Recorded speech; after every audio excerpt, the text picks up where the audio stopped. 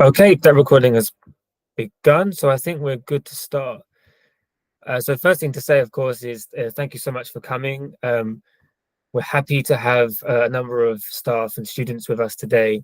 We're particularly keen to spread awareness around the experience of international PGRs across the university. So the more people we get engaging with events like this, the better for all of us. So we're really pleased that those of you who are here today have decided to join us.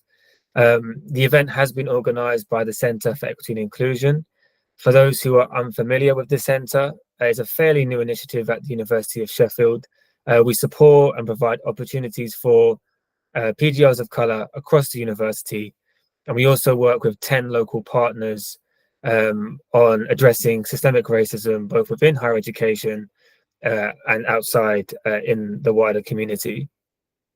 And part of our activity really is to platform publicly issues pertaining to race, racism, and anti-racism as well. So far, we've set up a race and racial justice online series. Earlier in the year, we had an event on Black masculinity, mental health, and the barbershop. We also had an event on the colonial grip on Africa's natural resources. And this is the third event of that series, which, as you know, is about exploring the international PGR experience, not only at the University of Sheffield, though that will be a focal point, but just generally in UK higher education. Just to give a bit of background as to why we've decided to run with this theme today and why we produced a report on it. When the centre first launched in 2022, it was actually one of the first things that came to our attention was some of the issues that international PGRs were facing. I would say in the first few months of trying to get to know the PGRs across the university, across various faculties, it was a thing that kept coming up and up again.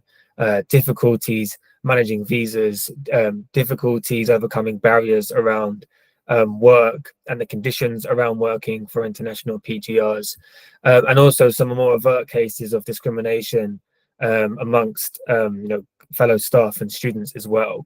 It was a repeated thing that was coming up to me anecdotally, and so a decision was made fairly early on that we needed to look into this further. For ourselves, we needed to better understand it, but also in terms of our service to the university, we need to present these testimonies to the institution so that they were better aware and could do something about it. And that is what informed the desire to produce a report. That report has been supported by the research cultures team. They've backed this both in terms of kind of organizational support and also in terms of the funding that went behind it. So we're very grateful to them for that. And it's led to the report that we're going to share findings of today and some key recommendations, crucially, for how we might address some of the issues, how we might combat them. That report has been led by Ankita Mishra, who's here with us today to speak. And she will be going into some depth about what those findings were. But in addition to Ankita, we're also really pleased to invite some other speakers as well. So we have APORG, which is the All African Postgraduate Research Network Group, who have been working fairly closely with the centre over the last year, sharing their own findings around specifically the African PGR experience, and that's actually detailed in a fairly comprehensive report, self-funded by that society organization, and they're going to speak to that during their presentation. We felt it was important to bring other perspectives into this because whilst the international PGR label is used to sort of distinguish students from home students, and there's a sense of that it offers some level of clarity, I suppose, around a particular grouping. It's extremely homogenizing. It's made to encompass a huge and diverse group of people from across the world. And so whilst this report is an effort to kind of identify some common experiences, some common issues. Wherever we can provide nuance, it's important to do so. And so hopefully by inviting APOG to talk about more specifically the African PGR experience, we're kind of heading towards a bit more nuance, though of course that in itself is a really huge demographic of people, and there will be a range of experiences within that as well. The other guest speaker we have today is Olivia Barrera, and she will speak a bit about her work in campaigning around student visas. One of the things we were really keen to enforce today was action. There were lots of reports written across the university over many years, and even specifically within the realm of race and anti-racism. There are regular reports that kind of detail issues that are being faced by different subsets of students. But the important thing is the leap then to highlighting the issues, to actually trying to make some sort of systemic change. And Livia's work campaigning to kind of improve conditions around student visas are hopefully an instructive example of what that might look like. And hopefully that will form part of some discussion towards the end of the event when presenters have finished. So I don't want to take up too much time by providing further context, really. I think that's probably enough to set the scene. And instead, I'm going to hand over to our first speakers, who are the All African Postgraduate Research Network Group. They are a registered society by the Student Union, and they were founded in 2017. The society is one of the only few societies established to ensure students of African descent have the best experience at the university by building and maintaining a university culture that addresses the specific challenges Black students face while navigating academia. The goal of the society extends beyond the university's scope in harnessing the potential of its members to be active agents in the development and prosperity of Africa and beyond. The aim of the society includes fostering intellectual production and dissemination of relevant research on the African continent and the intellectual community in the diaspora, organizing social activities for members' welfare and well-being in and outside of the university, promoting scholarly exchange among African postgraduate students, scholars, institutions, and their counterparts in the UK and beyond, facilitating networking opportunities amongst members and the academic community both within the UK and beyond, organizing workshops, conferences, and seminars on issues relevant to the region, seeking to contribute to the growing, evolving discourse on contemporary social, political, economic, and public health issues relating to and affecting the region, providing UK audiences with accurate information on events and developments in Africa, increasing awareness of the critical place of Africa in the global community. And I think just from that list, you can get a sense of the ambitions and the energies behind APORG, which generated, as I mentioned, this very comprehensive report. And we're very happy to have two speakers today to share a little bit more about what they found and to detail how they feel we might be able to confront some of the issues that have surfaced from that report. So I'm going to hand over to Daniel and Courtney. Yeah, thank you so much, Alex, and good afternoon to you all. My name is Daniel Kuria. I am the current president of APOG, and I am a student at the Sheffield Methods Institute, taking my master's in social research. Thank you so much for that introduction as well, Alex. It gives us a bit of background of who we are and where we come from. And I'll be joined by Courtney, who will be sharing some part of the report that we did last year, towards the end of last year. Yeah, so let me share our slide. Courtney, if you'd like to say hi as I get the slides Yes. Hello, everyone. Good afternoon. My name is Courtney Commodore. I'm currently in the Erasmus Mundus dual master's degree program here at Sheffield, studying public health for my first year. My position was the Secretary of Finance with APORG, and I'm on my way to my next university for my Erasmus program, so that's why I'm on my way out. But I found home in APORG when I got to Sheffield, and being a part of this report was very impactful and eye-opening, and I'm excited to be here today to see it through and have some changes made. Yeah, thank you so much, Courtney. So our report came from a background of some of our members feeling the cases of injustice towards them, specifically in terms of the academic assessment, unfair means when it comes to assessing unfair means. And we decided to look at what are the perceptions of African students at the university. And we all understand that the University of Sheffield is an international university. And one of its main goals is ensuring that every student who comes in there feels like they belong, they have a community that they can associate with, and also just build them at a personal level. And from our research, something that came out very strongly was the feeling of being isolated and lonely, where beyond the academic injustice and everything else that we're facing as students, there is this immense feeling of being isolated and lonely, where you don't feel like you belong in the university, you do not have other people to share your experiences with. And that was, one of the main things that came out from our report. And so, like I said, the objective of the report was to identify injustices, explore perceptions of students of African descent, and also the reasons behind this perception of belongingness among the students, and provide some background recommendations that will be helpful to change our university. So our study was a mixed method study with the APOG members who are either current members or previous members.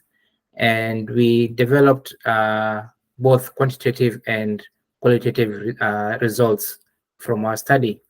And from the quantitative results, we can see that there is sort of a middle ground perception of feeling of belongingness between the members of the society.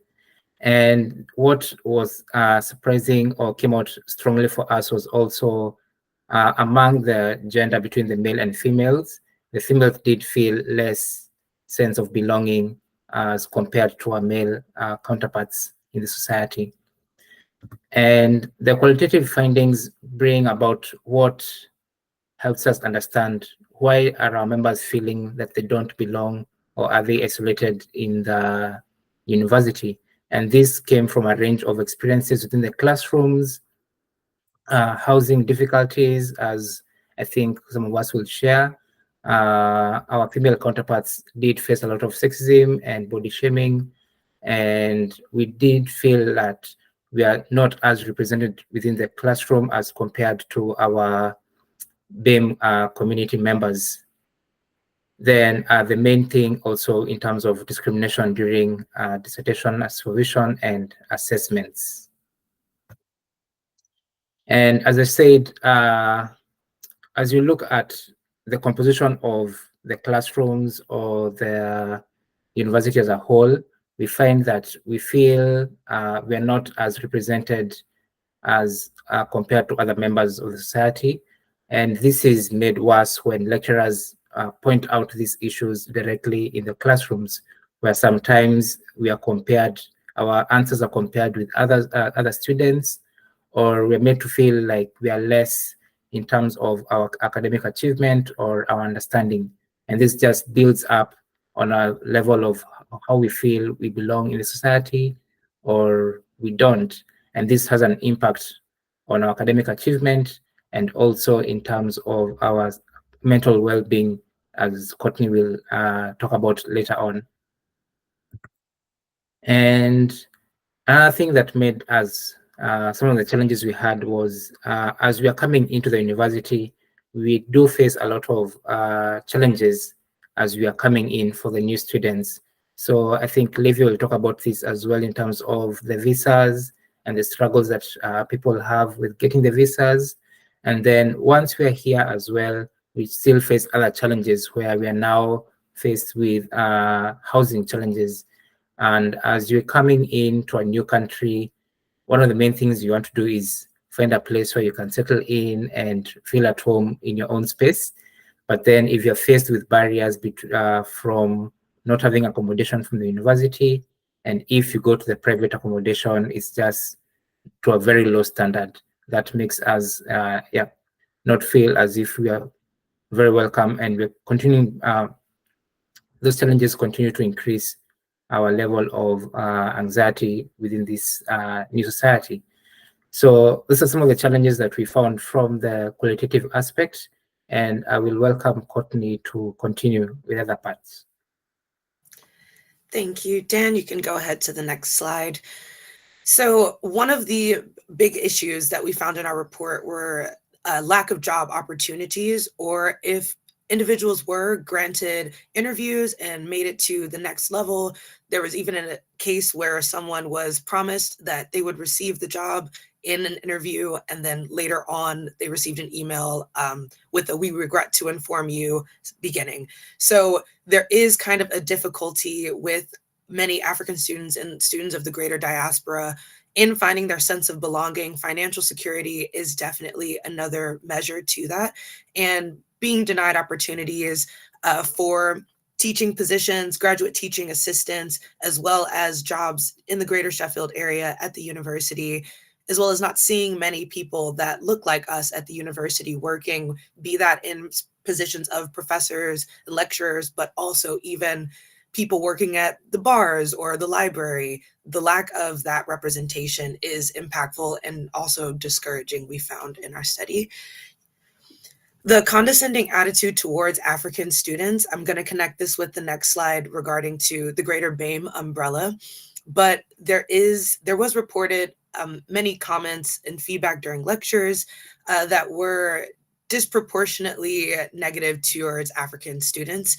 And during discussions, many African students felt they couldn't vocalize their opinions because they were afraid of being misquoted or not being seen as adequate in comparison to their other classmates, even when they were in positions where it wasn't a matter of English proficiency, but a matter of just giving their opinions in class. They were often overlooked or asked for another opinion immediately after, and just felt unjust. So within BAME, there is a very disproportionate representation of the B in BAME. That's what we've kind of taken on. Where's the B? And in the university, there is a very large international population, but the majority of that population does come from the Asian continent, as well as minority ethnic groups. And because of that, there aren't really many opportunities for African students to change the perceptions of that vast majority, because they're not being represented in classrooms, because they're being overlooked in discussions, in lectures, and in breakout sessions. That does create a sense of anxiety as well as inadequacy in class. And the fact that they don't see many people that look like them outside of the classroom and within, it adds to that. So this is a quote from one of our respondents, that African students are quite countable in the class. And the fact that there are not ample opportunities for signposting to African societies or just societies that may be more culturally specific is an issue. And I think that it's something that the university can address. We have a lot of student societies that we understand are led by students, but we do feel because of this lack of representation, there could be something in the university to further promote the representation of African students. You can go ahead, Dan.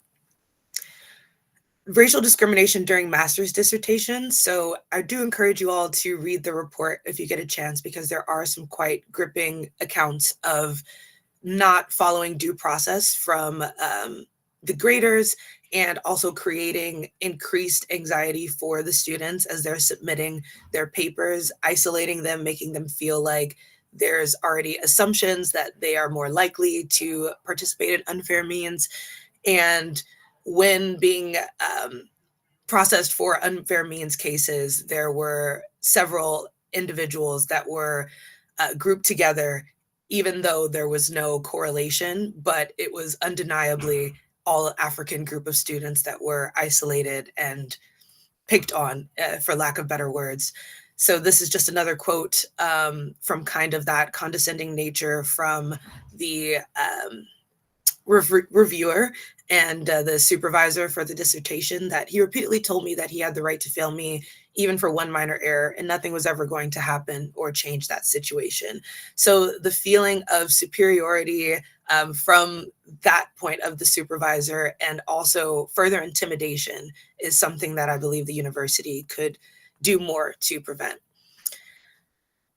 And one of my last points is going to be on the impact of well-being. We know that a student's profile is more than their academic performance, but also in how they're operating mentally.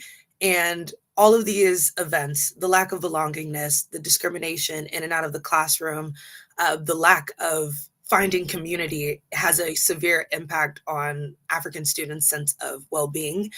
And there being a lack of people of the African diaspora being represented within the counseling services also further makes people more hesitant to reach out. So that's also something that we would like to see change in the future, recognizing the fact that as international students, there already may be stigmas against mental health and well-being services. So taking an extra step, reaching out directly to us, or providing another source for us that creates a further sense of support would be greatly appreciated. And some recommendations that we have for moving forward. So again, the report is really great, and we really recommend any who can to take a look at it, to also take further actions in addressing some of the supervisors that were not being fair to African students, to also include African voices in decision-making and planning. We had a lovely talk just about last month in training some of the future PGR supervisors, and that was an amazing step in the right direction. I'm so sorry, I'm forgetting the name of the person that we spoke with. Dan, feel free to tap in. But events like that, and such as this one, where we really have an opportunity to be heard and to also collaborate. Alex has been amazing with being sensitive to our issues, and also letting us know what can be done on his part and what he needs from us. And that's something that we would like to continue to improve the experiences of African students. And moving forward, we have presented in front of the university board executive. Amaka did an amazing job representing the report and summarizing kind of our key points. The Center for Equity and Inclusion has been corresponding and hearing us out, and we want to just continue that movement and that momentum. And the racial equity developer on supervisor training, kind of what I mentioned before. So we're taking the right steps, but we'd really love to see in the coming years a change in the way that African students are feeling. And this is something that I'd like to leave with you all to read, just kind of touching on that mental health being severely impacted by the actions of a supervisor. I'll give you guys a second.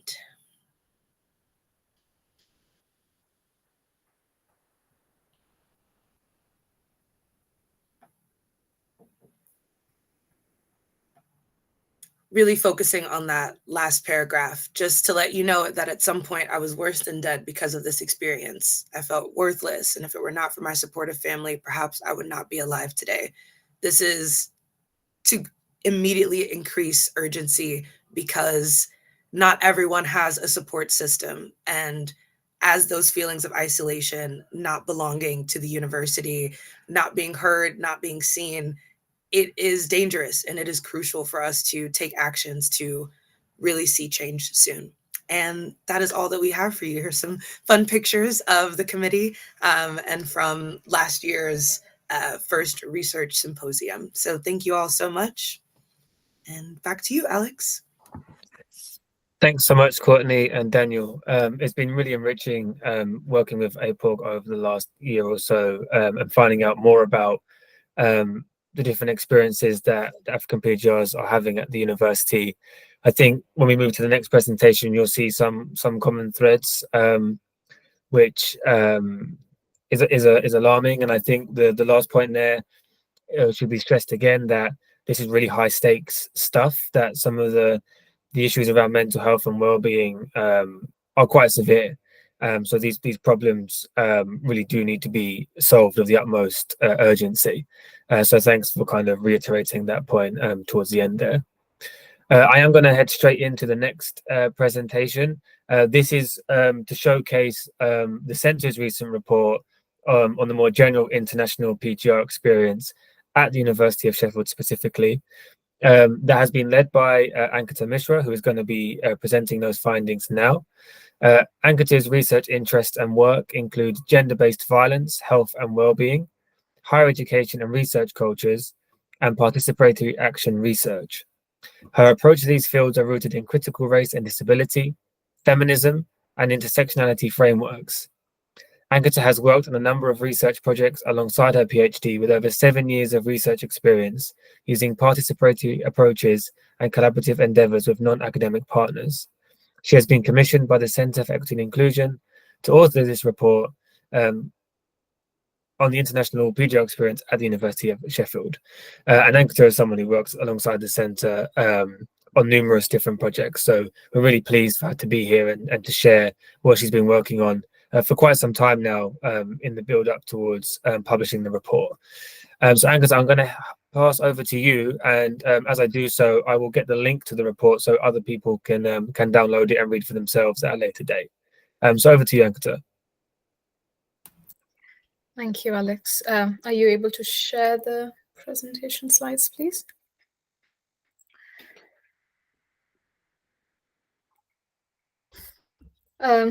Whilst Alex is sharing, hi everyone. I'm so glad we've got people from all walks in the university interested in our event today. It's been my honor to have worked on this and the report. We're finally able to kind of launch this report. I am finally a PhD researcher. I've actually submitted my PhD about 3 weeks ago. So yeah, it feels odd calling myself still a PhD researcher having submitted. So this piece of work that I did as part of the center, just a kind of flagging up that we do not assume homogeneity within the single label of international PGRs. But it's something that we had to go with, and we'll talk about things as we progress. So I'm going to start first by setting kind of the research context in which we undertook this work. And again, something about my own positionality. I was well into like 2.5 years of my PhD when I started working on this. So having navigated the UK higher education system as an international PGR from the geopolitical south, I think I do bring in my own kind of experience in terms of being involved in the research as well. So yeah, we start with the research context, give you a little bit about how we did, like the focus groups, how many people, which faculties were represented and things like that, and then talk about the key findings and recommendations that we co-generated with the PGRs as part of those focus group discussions. So next slide, please. Yeah, so when we carried on this work, there was already an increasing evidence of the impact of systemic racism in the UK higher education institutions, with examples including but not limited to things like a lack of funding for racially minoritized PGRs, widespread prejudice and discrimination, challenges in networking, supervision, skill development, and sense of belonging in academia. However, next slide, please. There are some specific issues that international PGRs were experiencing, and that was in the context of this increasingly hostile environment against immigration that continues to operate across through institutional complicity across universities, as well as access to services outside the university, such as healthcare and employment and housing, where all these recent changes have come across around, we need to reduce the number of immigrants. International students can't bring dependents or family members to the UK anymore. There's a rethinking of the graduate visa schemes. There's an increasing immigration fees as well as like health surcharge. So a lot of these trends highlight the animosity towards kind of immigration and international students. So this creates kind of a unique context of how racially minoritized international PGRs kind of navigate the UK higher education sector and has kind of potential to impact their experiences in doing so. Next slide, please. So the common discourse, that's, again, this is all from like research. You'll find the references to all of these things in our report. So traditionally, there's this dominant discourse about international PGRs or all international students, generally from a deficit lens. So conceptualizing international students as like a homogeneous group, lacking appropriate language skills, because a lot of the times universities approaches, let's teach them critical thinking, or let's teach them English. And these are the perspectives that have dominated the research on international students as well. There's a lot of tendency to focus on what they lack, and there's a lot of recommendations on how international students should change so that they can have a productive time.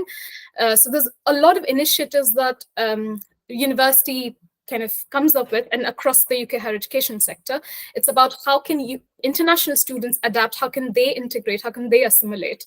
So with again, the burden on those individual students to kind of bring about change rather than institutions to address their own kind of inequalities. And another common narrative is depicting international students as cash cows. Again, this screenshot that you can see, the image on the slide, it's actually from the Sheffield alumni bulletin that was kind of shared, where the value of international students they've really been commodified, and it's been measured in terms of their contribution to the economy, like how much money they bring in.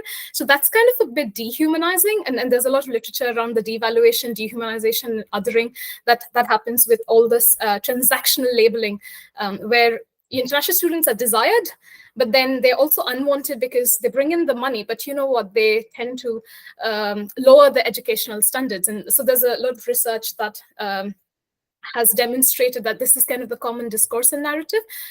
So what we have tried to do is to kind of present kind of explore what is it, what's the experience, what are those challenges that international postgraduate researchers within the University of Sheffield are experiencing?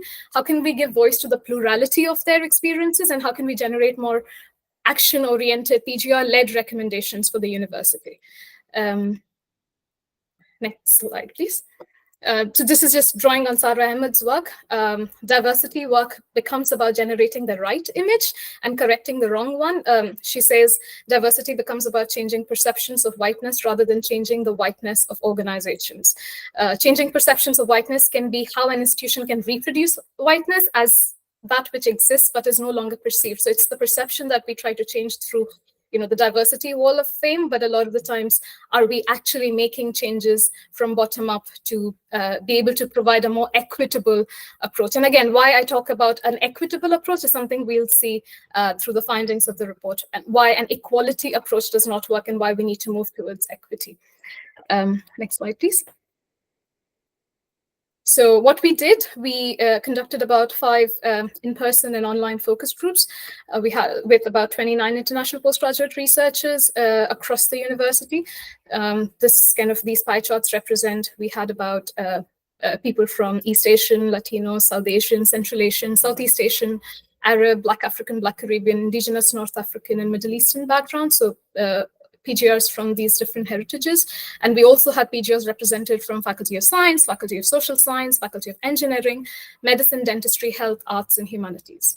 So we had quite a range of PGRs across the university taking part in our research. And next slide, please. We'll kind of summarize the key findings in terms of the 3 themes that we have generated. The first one, hidden labor and invisible barriers. So again, these are what I have done is I've given some excerpts from which are present in the report, as well as in our what we found. But I'm just going to briefly touch upon what these things kind of represent. So this quote, for example, talks about how international PGRs. So what is that hidden labor that they undertake, and something that supervisors, members of staff, peers and probably students also need to kind of take into account something that is hidden, something that's invisible, is all of these access to opportunities for professional development, such as internships or conference presentations, networking, and hours of navigating visa constraints and admin to avail similar opportunities as kind of their peers. So this is an example of a PGR sharing about how they would, have to navigate. And this is like a common story for all of us, having been accepted into so many summer schools and conferences that I could never go to because I never got the visa to be able to get to it. I feel like that's where the concept of equity comes in terms of the opportunities we actually have and the opportunities we can actually avail and make it work for us. Similarly, next slide, please. Participants have discussed how the limits that are placed on taking a leave of absence for international students, which is literally capped at a maximum of 60 days, and the expectation that if you want to take a longer leave of absence, you'll have to probably renew your visa and pay for all those additional charges all over again. There's a lot of invisible emotional and mental labor that international PGRs undertake, which is something that is not acknowledged, something that is not recognized. And this leads to that there is no room for flexibility, and we are treated according to our visa status. So we can't go part-time, we can't have a longer leave of absence, we don't have the luxury to afford any crisis in our lives when we are doing a PhD. And then, of course, the financial pressures because of currency conversion rates across different countries that people come from. And so there's a lot of other costs, even if there's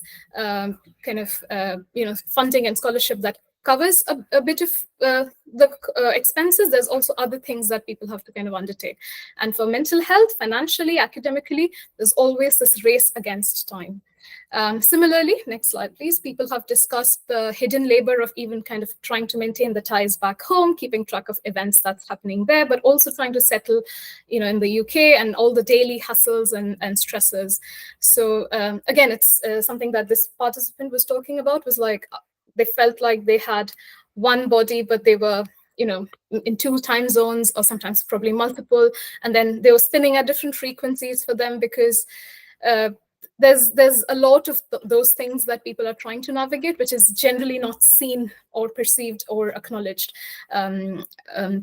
Then there's also other hidden labor, including navigating unfamiliar systems, within and outside the university.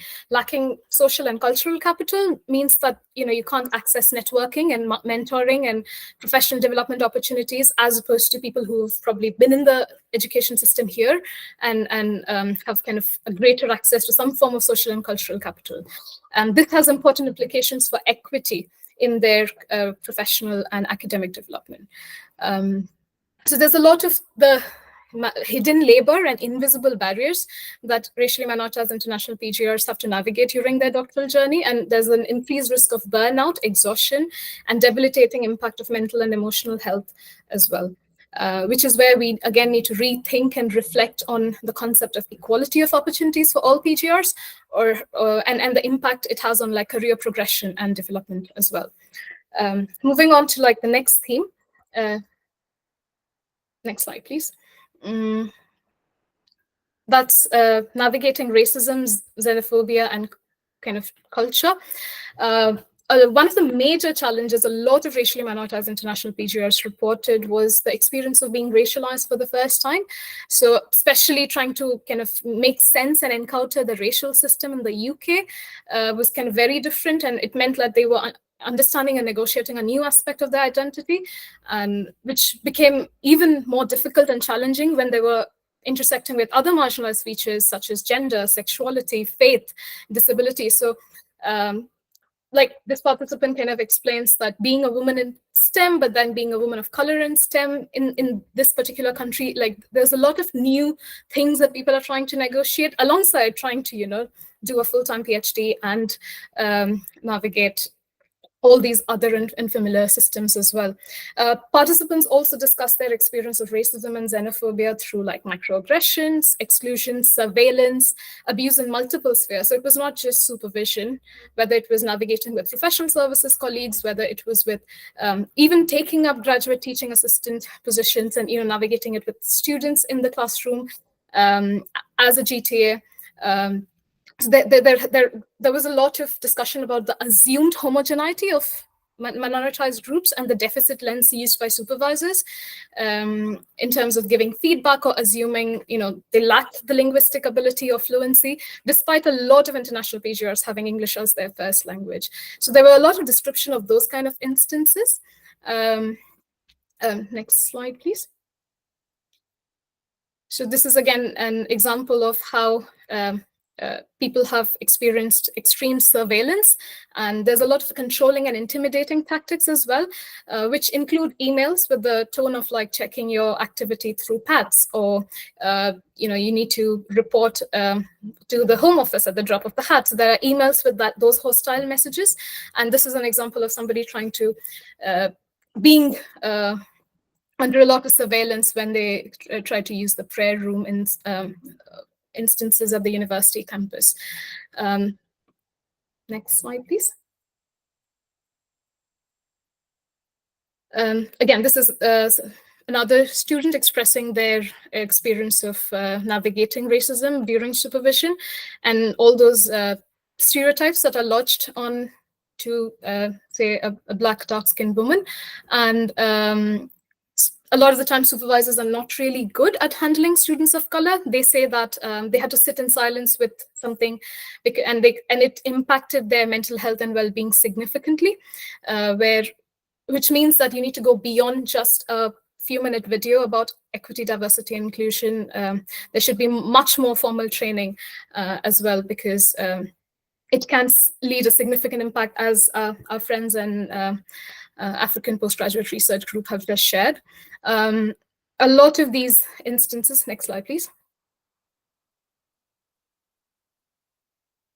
Also kind of talk about just trying to navigate this confusing culture, because a lot of the things of the othering that continues to happen use the British culture as a way of justifying these kind of socialization activities or networking, or which is heavily centered on alcohol, or tend to exclude a number of PGRs from these spaces. So sometimes in the name of politeness and in the name of indirectness, it adds a lot more complexity. So it's a lot of them kind of expressed their challenges in navigating that as well. They felt there was a lack of transparency and one-way accountability of international PGRs, as opposed to university ever being accountable to them. So these were kind of these two major themes. The third one, next slide, please, is about belonging, community, and connection. I wouldn't want to reiterate much, because I think the African postgraduate group has already covered these aspects of isolation and community and lack of connection and feeling isolated. So we've got, these are again certain quotes which have talked about how there is no means for social connection or shared spaces or experience. And it's always the responsibility is on the individual PGRs to come up with those kind of social networks and connections. It's always their responsibility. So people want to feel included. The next slide, please. But they don't really get that. Generally, the tendency for university is generally just signpost things, but not actually create a space where people can actually access those sort of resources. Can we go to the recommendations now? So when people have kind of discussed all of these experiences, they also came up with actionable recommendations. They talked about certain individual positive experiences which can translate into large-scale university-wide recommendations. So it should not be the responsibility of one supervisor, or it shouldn't depend on the goodwill of a supervisor who knows how to probably deal with international students better than others. So these are certain recommendations. Having an international PGR starter pack, which means where you give clear information about how things work in the UK to ease anxieties about navigating unfamiliar systems, both within and outside the university. So all practical guidance around leave of absence, mental health, etc. A funded position for an international PGR support officer, which means having a dedicated officer who is trained and equipped to address these concerns, rather than another departmental admin position being given to all the already overburdened academics. So there has to be a dedicated role. Supervisor training, again, a document that can outline expectations of both supervisors, supervisees, a feedback mechanism where there can be a check of how and how it's being followed and whether it is being followed or not. And then EDI training, mandatory EDI training for supervisors, taking into account intersectionality and going beyond tokenistic tick box exercises. And again, accountability at all levels. University has to be transparent about funding pots, professional development opportunities, and again, underpinned by the principle of equity.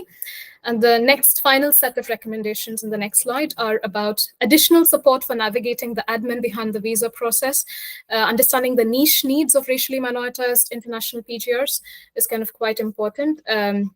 Having safe and trustworthy mechanisms, because a lot of the times why people don't speak up and continue to endure things in silence is because there's a lot of consequence that they don't want to bear the brunt of people in power. So having more safe mechanisms, spaces for social connection, community building activities, again, organized by the university. Center for Equity and Inclusion can also organize these things, collective organizing, spaces of solidarity, and a dedicated and safe mental health and healing support circle or space which embodies these principles of anti-racism and understands the context of hostile environment against migration and the impact it has on international PGRs. Yeah, so these are kind of our recommendations. Thank you. I'll pass it over to Alex, and we'll take questions at the end. Thank you, Angita. There was a lot to get through, but you did very well. I mean, as hopefully people can see in the audience, there is a lot of rich information and testimony in this report. And so I have shared the link in the comments section for you to work through in your own time. And it's really worth doing so because some of the testimonies really do shine a new light, I think, on some of the experiences international PGRs are having. And those recommendations are really crucial for us. As we said earlier, we're keen to focus on action. What are some things that we can do collectively with international PGRs to improve the situation on a systemic level? And hopefully this gives some guidance on how we might go about that. And that cues me up nicely for the third speaker, Olivia Barrera, because as I mentioned earlier, she has already been campaigning around student visas. And this is the kind of intervention that we want to encourage as a centre. So it'll be really great to hear Livia's experience of that, kind of some of the strategy around it and how we might learn from that and help push it forward ourselves. So just to give some context for Livia's work, Olivia is a Brazilian-British journalist. She's a writer. She wrote the book Living in Sheffield, Our Journeys as Migrant Women. She's also a migrant rights activist based in Sheffield. She runs a popular online platform called Living in Sheffield, where she uses the space to promote diversity. Livia is part of Migrants' Voice Steering Group for the campaign against extortionate visa fees in the UK. She is also the audience development manager for Migration Matters Festival and Utopia Theatre, both in Sheffield. So thanks so much, Livia, for agreeing to join us today. I can hand over to you now, and I will set up your slides. Thank you so much for having me and for this beautiful presentation. So yeah, I'm just waiting for the presentation. So just to explain, I didn't come to Sheffield as a student, but I personally know how the impact emotionally, financially, the extortionate visa fees can cause in someone in the UK. I was on a 5 years visa route, and I got my British citizenship last year, which was like a relief. But I know that. So because of that, because I'll never forget what was for me being through all this process until I finished the visa route, I decided to keep campaigning for a fair visa system for everyone who comes from other countries to be able to live in this country well. So I prepared this presentation, which is basically a case study. So last October during Halloween, I was together with the Students' Union in Sheffield and also together with some lecturers, some organizations here in Sheffield, as well as Migrant Voice. We did this event at the Students' Union to connect students from the University of Sheffield with these organizations and campaigners, and was also a very good moment to share about the actual situation and make home students more aware about what is going on with their colleagues who are not original from the UK. So please, the next one. So just to give some context for this event, 1 month before, I went to London to have this pre-event meeting, as you can see in this photo, with people from Migrant Voice. So maybe you can't see from here, but what says in the sign is migration making Britain great. So it's like the other way around. Some extremely far-wing people try to say they want Britain great again. So it's actually migration making Britain great. So I really like that. So with the cost of living crisis, the abusive increase in visa fees puts on a health unnecessary strain on people, including international students. It was Halloween, and then we used that storytelling about scary was a scary moment for migrants paying expensive visa fees in the UK. And then we organized this event exactly on Halloween Day at the Students' Union. It was a national campaign happening at the same time in many major cities in the UK. So we all aligned this with Migrant Voice in London, and then we did this event in Sheffield. So the connection was the co-director of Migrant Research Group from the University of Sheffield, Dr. Patricia Nabuco Martuschelli. She was supposed to be here, but she's in a conference today. She made this connection between myself and the University of Sheffield Students' Union and Migrant Voice. She's in this photo as well with us. So we did this connection. I just found we can all work together. Next one, please, Alex.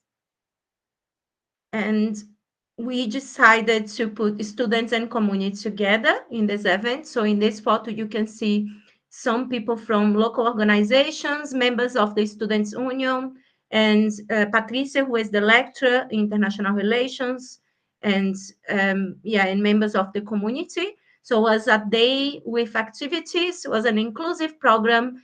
Our aim was also to bring not just the home students, but also people from the community in Sheffield, for everyone to know about the struggles international students are facing at the moment. So yeah, we also encouraged people to dress up in the Halloween costume. And please, the next one.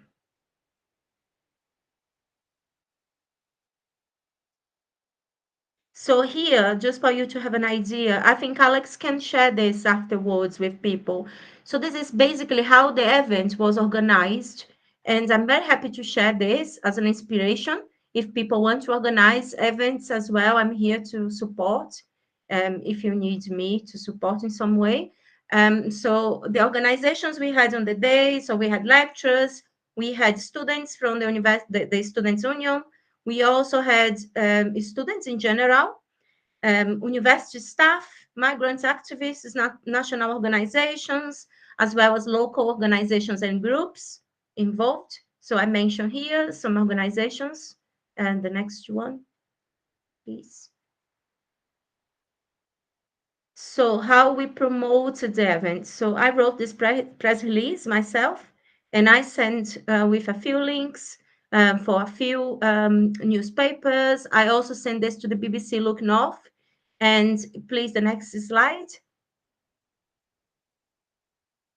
We actually got this space, was about just less than 1 minute, but at least we had that, which is great on television.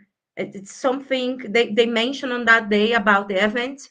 So if we press on the link, Alex, please, it should work.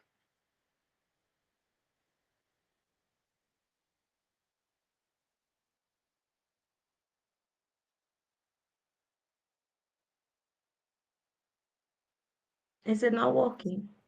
No, I think it's connected to individual accounts. Okay, so I can send you the link afterwards if you want. So yeah, we got this space at BBC, and then you can go next, please. So we had like the schedule for the day here. So we started the event with the Chile 50 years, which we had Maria Vasquez. She's an activist in Sheffield. She's a campaigner for migrants' rights, asylum seekers, refugees' rights, and also for the Palestine. So she was there sharing her own story in Sheffield as a migrant. And then we had a chit out with Dr. Rebecca Murray. We had the Sikchok Sanctuary talking as well. We had a game of life, which is a game I'm going to talk about this after this slide. It's a game Migrant Voice developed, and many places at the same time we were playing this game on that day. And I was talking about my own experience. We also had Dr. Patricia Nabuco and Dr. Lucy Maybelline, from the Department of Sociological Studies and International Relations, talking about the impacts of visa fees as well.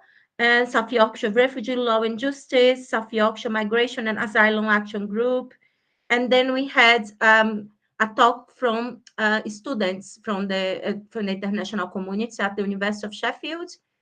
So we had a little bit of everyone involved, which was great. Next, please.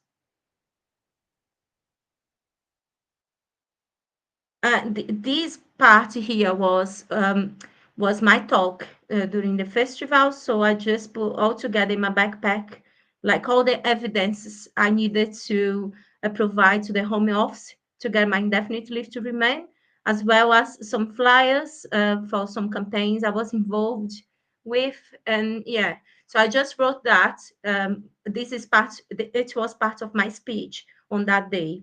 The Home Office plays with our emotions. They make us feel scary, very, very, very anxious, and in many situations, and can be intimidating to speak out.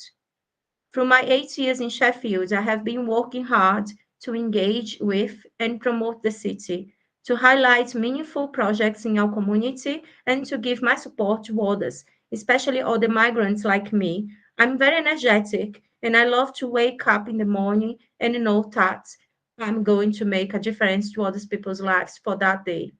For the past 8 years, I have been building a life in the city. However, I have noticed that many people don't have any idea about the fact that to have the right to live in the UK, I already paid nearly £11,000 in stationate visas plus 1,300 for the citizenship afterwards. I know it's more now, actually. So each time more, they are trying to make this even harder, more painful for many migrants. And many people really don't know about this. And we need to speak out. People think it's no, she's exaggerating. It's not all of this, but actually is. So if we go to the next, please. So this is about the game we had, I was just talking about. So we wanted this event to be interactive, especially for the students, for them to be interested in taking part. So Migrant Voice designed a game of life that exposes the complexities of the visa and settlement system.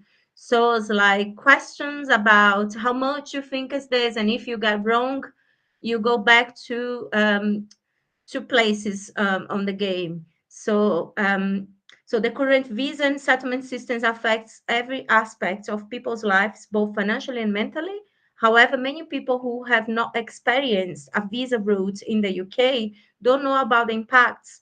So on the action day, people were invited to gain an understanding about the current visa system by playing this game. Was a little bit also similar to the Life in the UK test, a few questions there.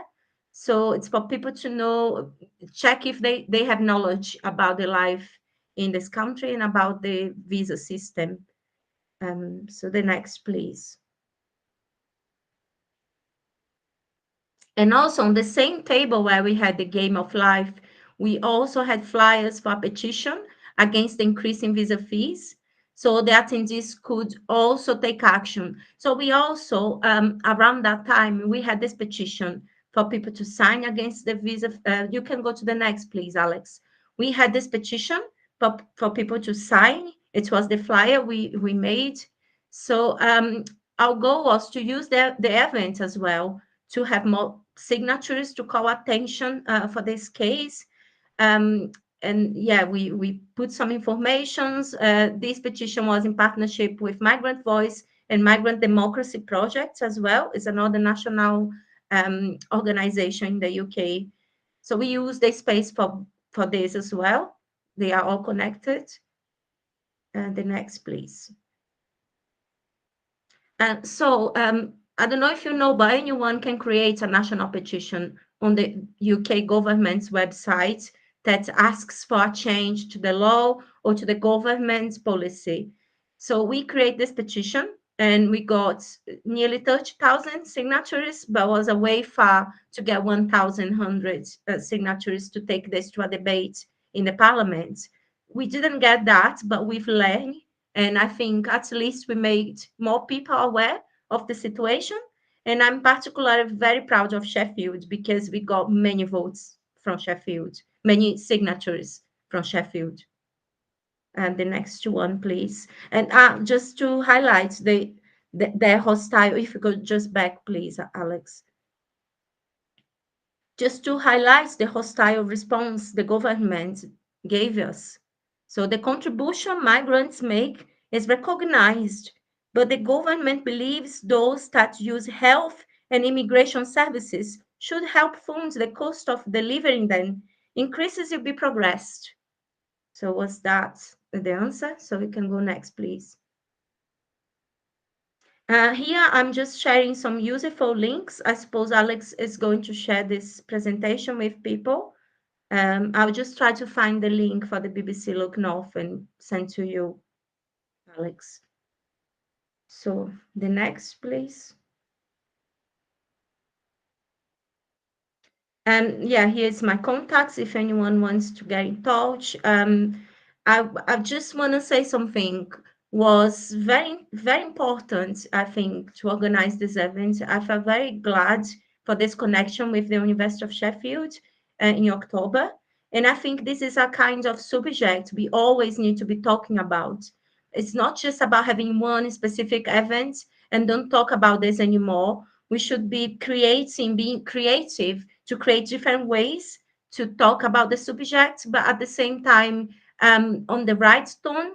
Otherwise, we're not engaged with people. So our goal is also engage with people and make people aware about the situation. So I think it's important who we are connecting with and the tone we are using to spread the news, to spread the information.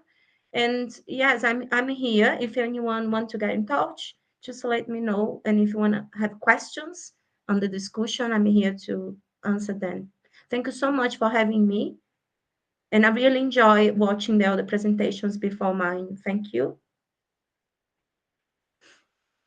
Thank you so much, Livia. Feels like it's been a really rich hour of information. There's quite a lot to absorb, and whilst there are commonalities, I think the slightly different approaches taken means that it takes a little while to sit with.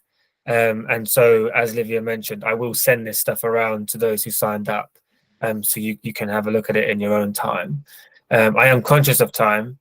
We have about 20 minutes or so until we're due to finish.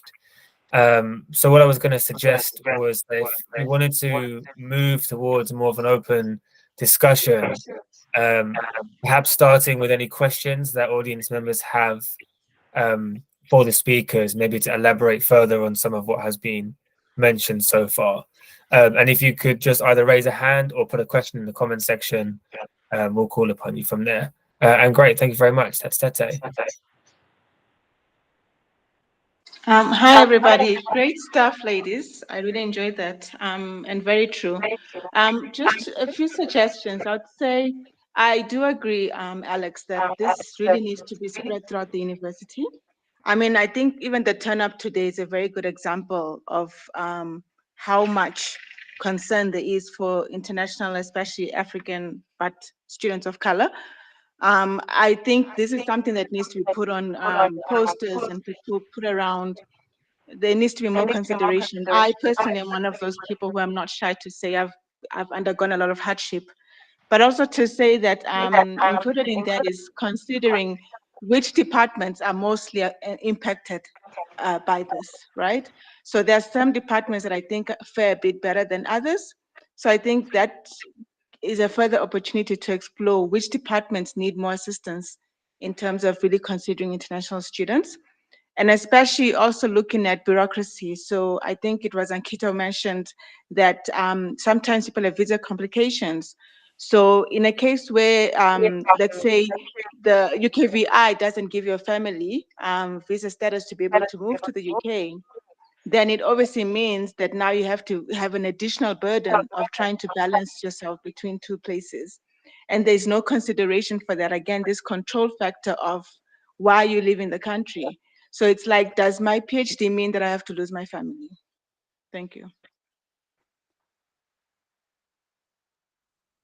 Yeah, thank you, Tete. I don't know if anybody has any information that's more specific to department or faculties and they'd like to share, or is that something that's, as Tete suggests, for future inquiry?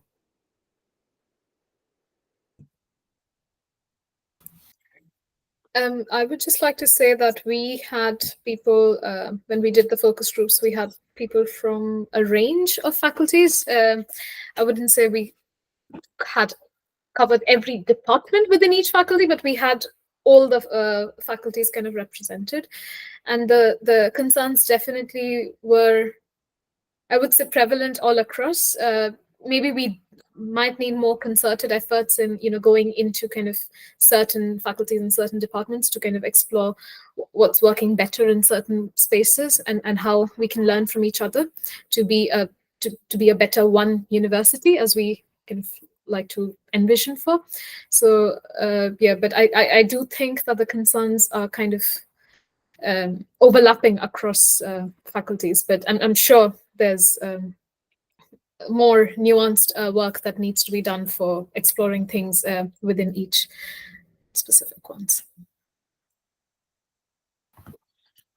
Yeah, thank you. I think, as I mentioned at the beginning, trying to drill into the specificities is always important. There's a lot of room for generalization in this sort of work, even from the starting point of an international PGR.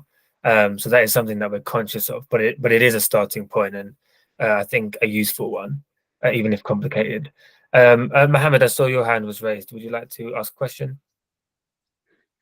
Not so much of a question than a comment, and that's coming from someone who has been working with the university for 13 years now. And in a very way, I did not do the PhD because I work for the management school. Management school takes people in from professional routes and from academic. Based on my work experience, I came as a teaching associate from the professional route and kind of stayed around. All the presentations that you have done, they kind of sound so well, and it resonates so much with my experiences. And it also pains me at the same time that a decade and a half and things have not changed much. And that's what is kind of makes me angry as well. And it's not that people have not tried. The reports like Ankita or the presentation by Livia or those things have been recorded, documented, and we have been saying from the rooftops for very, very long time. Just to put this into context, myself and I think Betty, another one, myself and Betty, we chair the Staff Race Equality Network for the University of Sheffield. And there's nothing new that we know all that. Myself, I had the tally for everything. I teach finance, so I do keep record of almost everything. 36,000 is the total amount that I paid for my visa, and that was for me and my family. Most of the people don't know about it. They have absolutely no idea. Within the management school, we have kind of an informal arrangement where anyone who's going to make a visa application goes to a group of people who already have done that, and they are the best source of information, not the centralized international staff support, because their support is crap. All they will do is send you, this is the web page, go and do it. They have absolutely no clue of the documentation that's involved, the information that you need to provide, and how to organize your application, and the nuances associated with it. So I think one of the slides where they will just signpost you to a URL is really it really I have seen that happening. That report is really good. I have downloaded it, and I do hope to go through some time during this weekend. I think I can see a lot of synergy between what you are trying to do and what we within the Staff Race Equality Network we are trying to do. And Livia, thanks for all the signposting towards institutions outside the university where we can go and build those network and connections as well. Myself and Betty will definitely be going to do so. So I'm keeping everything with ourselves, and hopefully we will reach out to quite a few of you in due course for things that we plan to do towards having a better. I think I'm really 15 years, and again the new people coming in are going through the same experiences and finding their ways just by themselves without having an institutional structure to support them. Anyway, I think that's all that I had to say. Thanks for this. It was really good. Thanks, Mohammed. I appreciate you sharing. And I mean, I've been at this uni slightly less time, but for 12 years from student to staff. And I remember in 2015 or 16, friends of mine were writing reports similar to this about, at that time, the BME experience at the University of Sheffield. And whilst it wasn't focused on international PGRs or international students specifically, a lot of the same issues were raised. That was 2016, and they're being raised again. Though with the context slightly changing, we've talked about the increasing hostile environment. In that regard, things are perhaps getting worse, that landscape. But in terms of there being severe structural issues, that hasn't seemed to have changed much at all. I think it's important to reiterate that and to say that these reports are all well and good, but action needs to come from them. And I think trying to get staff really of all levels to engage with this is really important to us, because without that kind of collective buy-in, there's only so much that students can do, the centre can do in terms of actually, actioning some of the recommendations being outlined. So just to reiterate that point, I saw that Livia put, I think it was Livia next who put her hand up, and then I can see Ankita and Tete's hands are also up. I was just going to say something in addition what Mohammed just said. We will feel tired many days. Yeah, of course, we'll be very tired, but in this fight. But what I want to say is, on those days, maybe just take a breath, rest a little, but never give up. And I was just going to say something related to migration matters. Alex, you are organizing an event on the 20th of June, isn't it? So maybe share with people. The name of the event is Exploring Home Through the Anti-Racist Archive. It's taking place during Migration Matters Festival at South Ground, close to the mall market. So if you want to leave the link, but also something I quite like about the Migration Matters Festival and being working this festival my third year, it's because at some point for at least 9 days, we can be together, doesn't matter where we come from, we can be celebrating our origins, our identities, our contributions to this country. And so if you are free in Sheffield, just come together for Migration Matters, and I hope to see you there. I'll just leave the brochure with the program if it's okay. Just put a link here.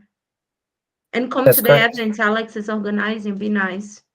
Yeah, thanks, Livia. I should probably have thought to promote my own event, but I'm glad you sort of stepped up and did it for me.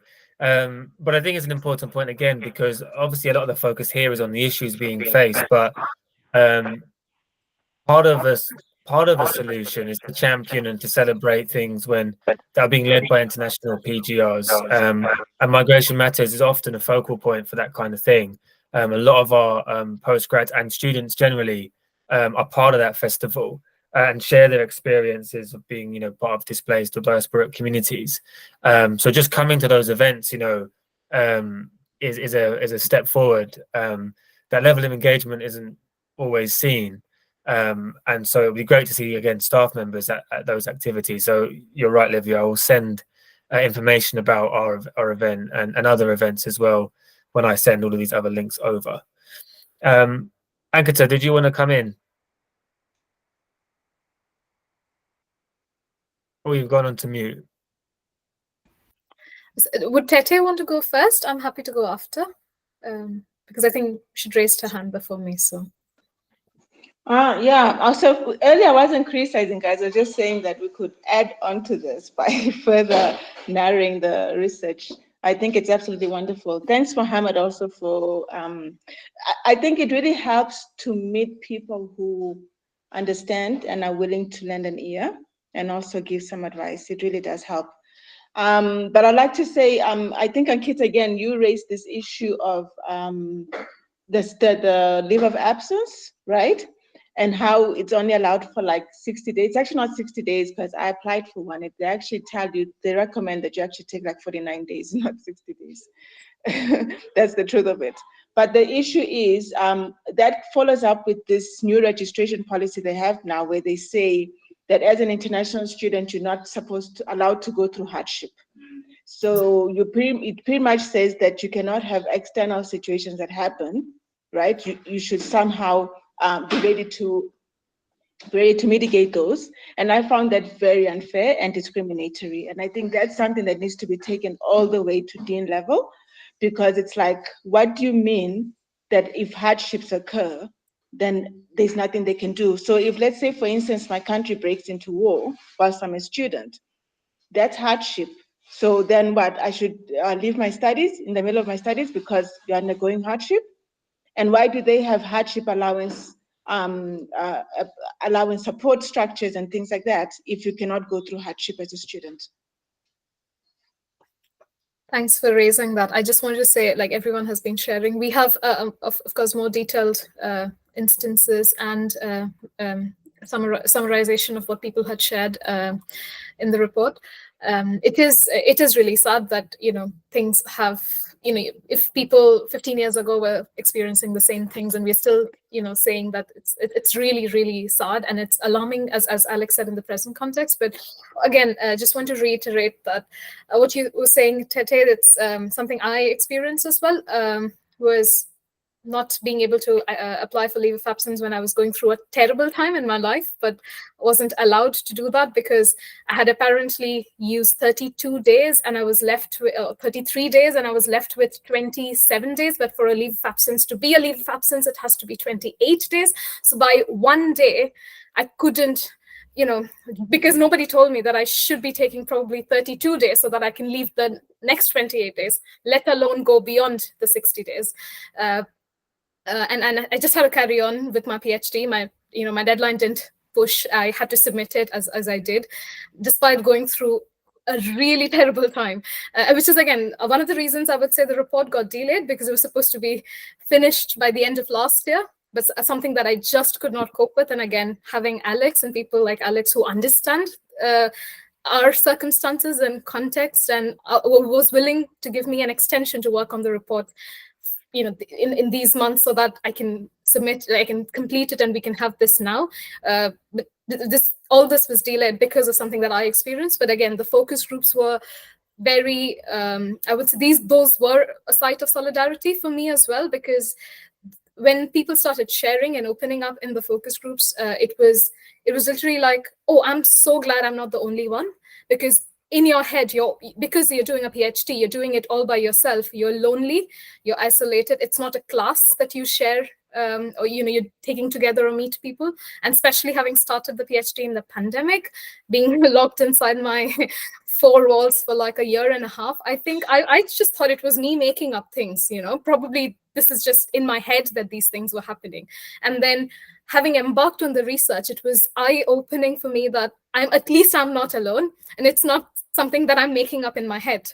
These things are real, and these things are happening to people, and we need to talk more about it. So I guess even if the issues are, it's really sad that issues are still the same 15 years down the line, 20 years down the line.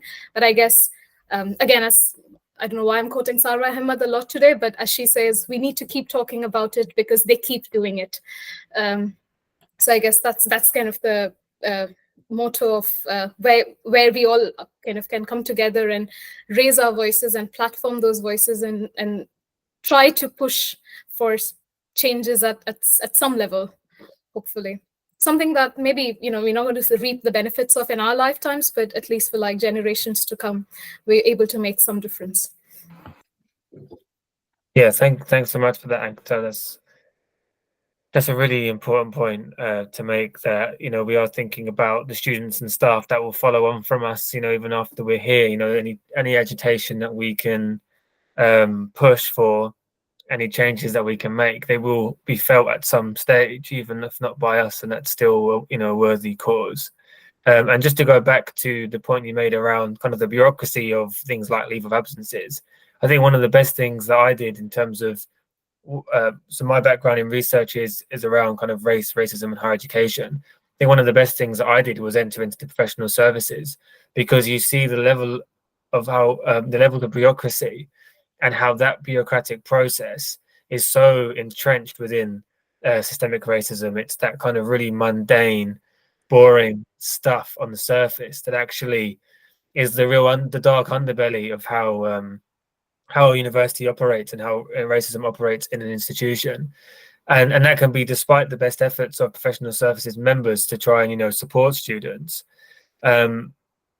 But I always think it's an important message to make, because I think there are times when certain departments feel like they can't really support this kind of intervention, in terms of improving the experiences of students. But absolutely, there is a central place for professional services. It's not just about supervisors. We all kind of have a role to play.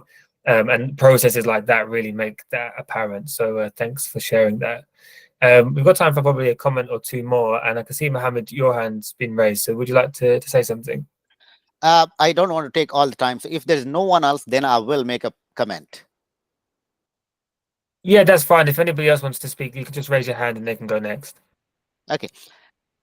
It was about the bureaucracy. The problem with the policies and the bureaucracy is that there's always a supervisor somewhere that has a discretionary authority to overcome that particular policy in place. For example, 1 day short, someone should have the authority to bypass that.